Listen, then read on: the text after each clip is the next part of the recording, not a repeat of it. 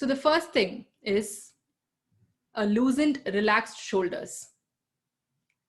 The moment you go to an interview and you're sitting on your seat, it's like sitting on the hot seat, right? And you do not want to be like this, chickened out. You will have to be relaxed. You will have to open up. It tells a lot about you as a person when you are having a relaxed shoulders. It means that you're open, you're positive for opportunities. Okay, and also that you're not self-conscious. The next one is the eye contact. Sometimes in an interview, you will have a single person. It's very important that you give the eye contact, you wish the person, you greet the person, and then you go ahead. But in other cases, you will have a panel of interviewers. Okay, it's very important that you give a share of eye contact to different people for a short amount of time. You cannot just keep looking at one person throughout the interview, because it subconsciously gives them the idea that they are the most important person. And it further complicates things if that person that you're staring into is a male, or if the person is a female. You don't want to get into all that. So just give a share of eye contact. The next one is signposting with your hands. It's very important that you bring to life something by showing gestures in your hands. Think about it. So if you're talking about something that you love, say for photography or food or music, right? You will never talk like this. You will never be closed, right? You're always going to open up and you're going to be bringing things to life.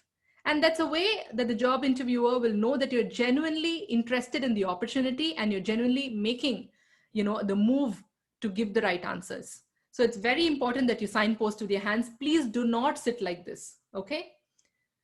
And the next and the most important thing is whether or not somebody is smiling in an interview. I know it's very difficult, especially if you've prepared so much and there's so much riding on this interview. It's very difficult as a person to just smile. But trust me, it's a wonderful way to relieve stress.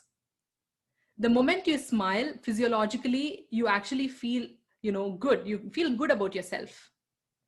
And the moment you smile, you're able to make an instant connection with the interviewer. And also you appear more genuine. If you're unable to smile, if you're somebody who's terrified of smiling, please do not fake it. It does no good. But just try it. If you're not able to smile, take a deep breath, give it like a couple of seconds. You smile, you appear more confident. It's okay even if you're giving, not so great answers, but you as a person will be respected at that point. And next one is shaking hands. Well, if we are in a pre-COVID era, or in a place where shaking hands is okay, I would say that's the first sales pitch that you're making.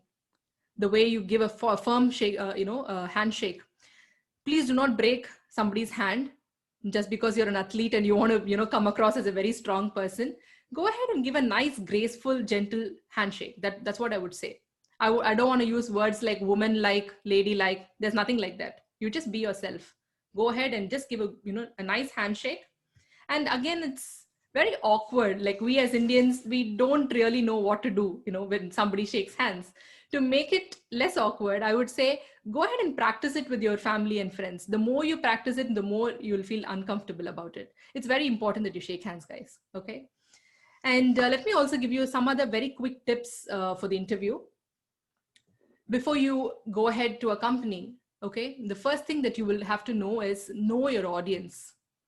Please read up about the company before you go. Even if it's a startup or if it's a multi-million dollar company, read about the company.